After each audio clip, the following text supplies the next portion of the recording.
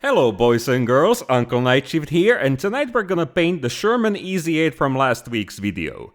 This is gonna be another example of the so-called distressing method, which allows us to create lots of contrast, texture, and dare I say, weathering, and all of it just with some variations of the base color, which in this case is gonna be olive drab. So sit back, strap your seatbelts, and get comfy because there's gonna be a lot of olive drab. Everything is gonna be olive drab.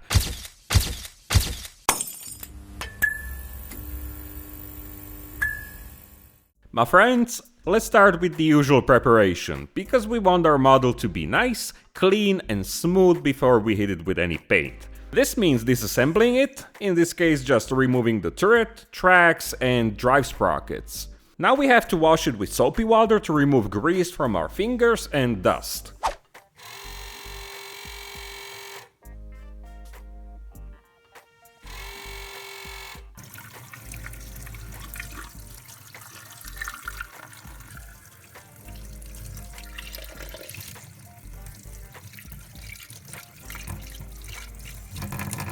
Now, all of that water might take forever to evaporate, so in order to speed up the drying process, we can blast the model with air. Just set up the pressure to about 3 atmospheres and the model will be bone dry in a few minutes. It's usually a good idea to treat any large metal parts with metal primer.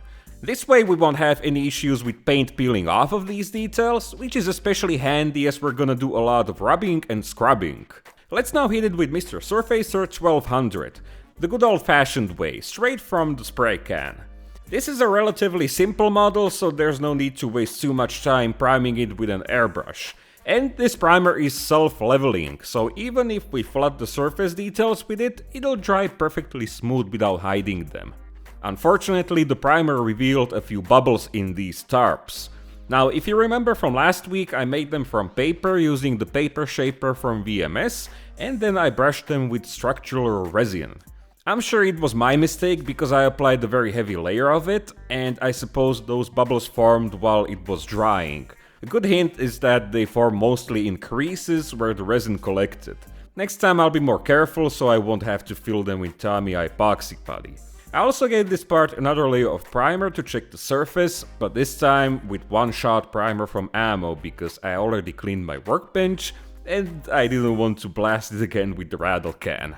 Anyway, the model is now ready for painting and there's gonna be some alchemy involved because tonight we're chasing the best olive drab color ever. Tamiya used to be a very good option, but a few years ago they changed the formula and it's now too green. It looks more like British SCC-15, so we need to make it more brown.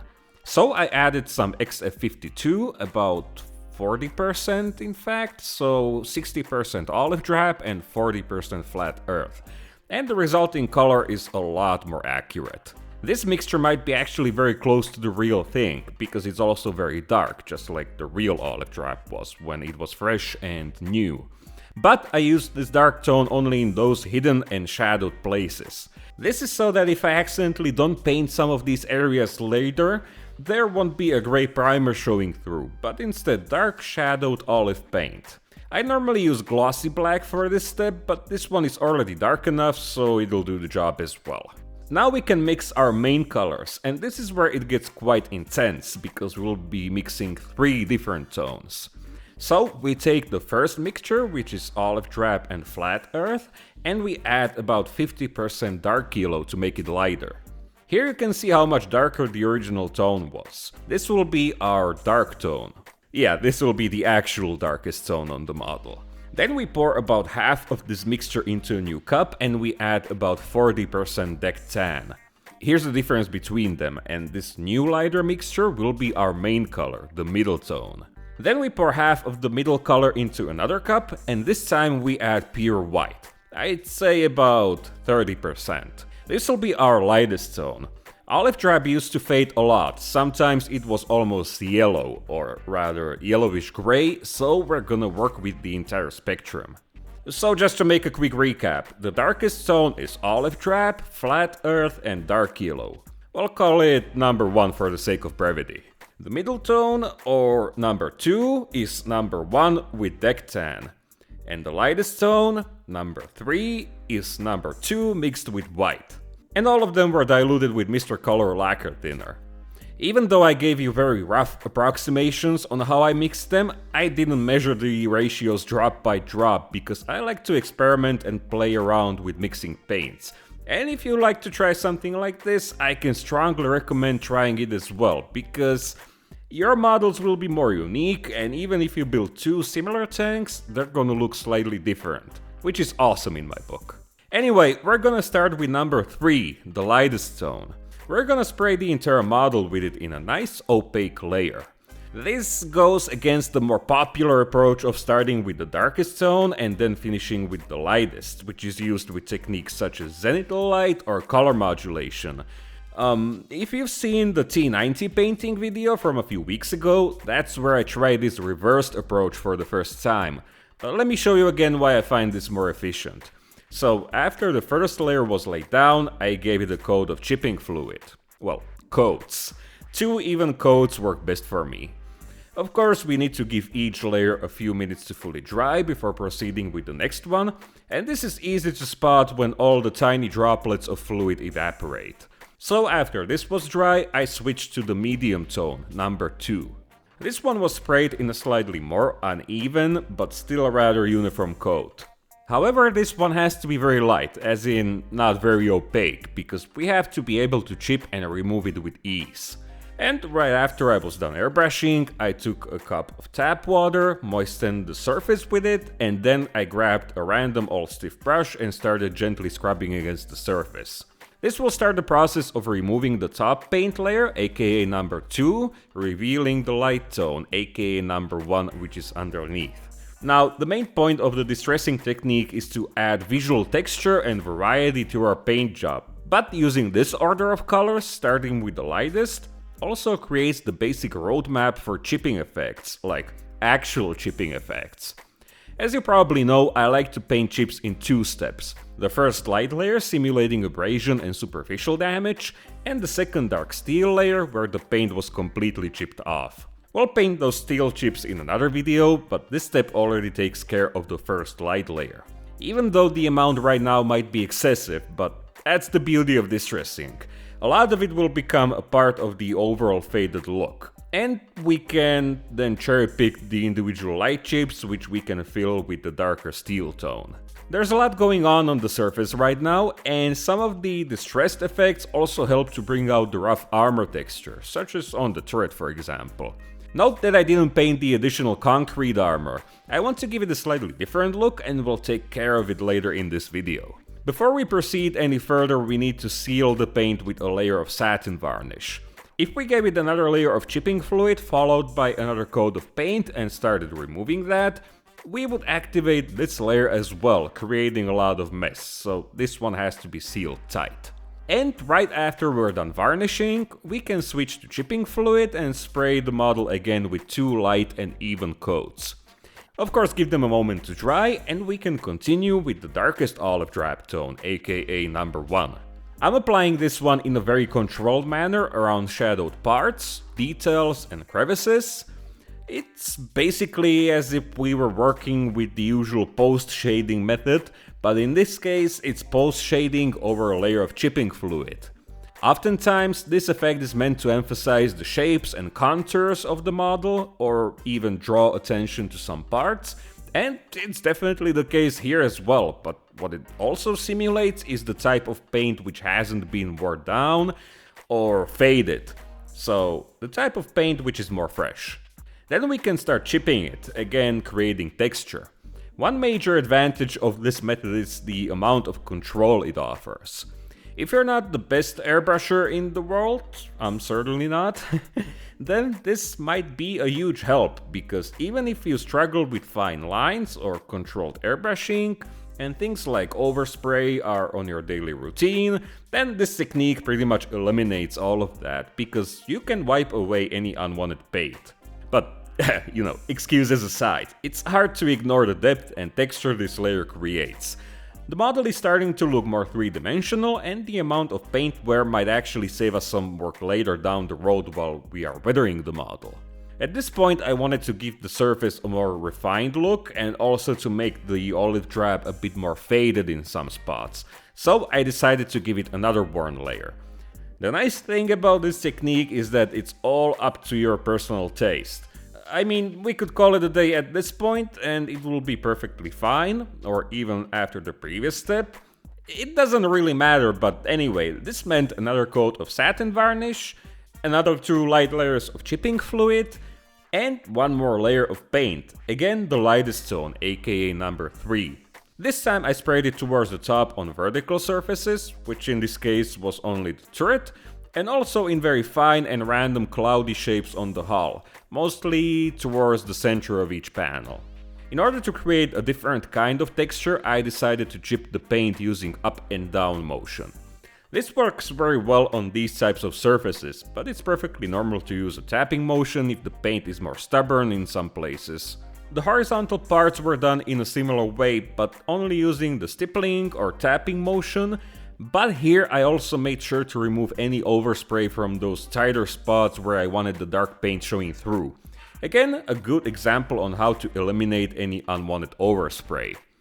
This layer can also refine some of the previous light colored chips that might have been, out of scale or out of place.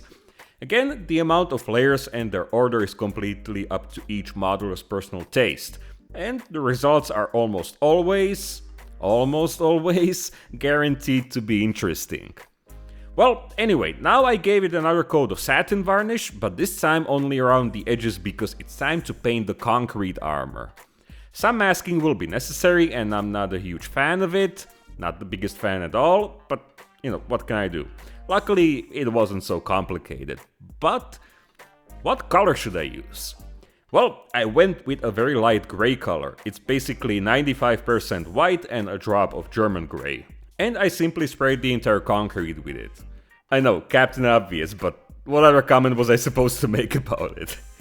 But, anyway, as I was removing the tape, a part of me wanted to leave the concrete like this. Because, let's be honest, it looks pretty interesting. But here's the thing, ladies and gentlemen. First of all, photos seem to indicate that Americans repainted the concrete armor, such as here, for example. The shade of gray seems pretty much the same over the entire tank.